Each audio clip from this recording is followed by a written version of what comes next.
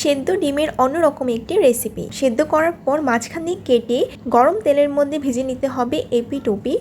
ডিমের কুসুম সহ এই ভাজার প্রক্রিয়াটি করতে হয় এবং ভেজে নেওয়ার পর একটি পাত্রে সরিয়ে নিতে হবে।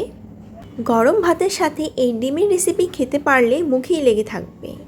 একই তেলে এখন পেঁয়াজ কুচি দিয়ে দিতে হবে। তারপর কেটে রাখা টমেটোর টুকরোগুলো, এখানে হাফ টমেটো ব্যবহার করা হয়েছিল, এবং স্বাদ মতো কাঁচামরিচ। কাঁচামরিচ ঝালের মাত্রার উপর নির্ভর করে। তারপরে স্বাদ মতো লবণ, সামান্য পরিমাণে হলুদ, সামান্য পরিমাণে মরিচ দিয়ে খুব ভালোভাবে কষিয়ে নিতে হবে। তারপর পানি দিয়ে দিতে হবে যেন মশলাটি যেন পুড়ে না যায়, এবং কিছুক্ষণ পর সামান্য পরিমাণে জিরে গুঁড়ো দিয়ে দিতে হবে। এরপর ভেজে রাখা ডিমের টুকরোগুলো এক এক করে এই কষানো মশলার মধ্যে দিয়ে দিতে হবে এবং বেশ কিছুক্ষণ রান্না করে নিতে হবে। তাতে করে ডিমের মধ্যে জুসি ভাবটা চলে আসবে।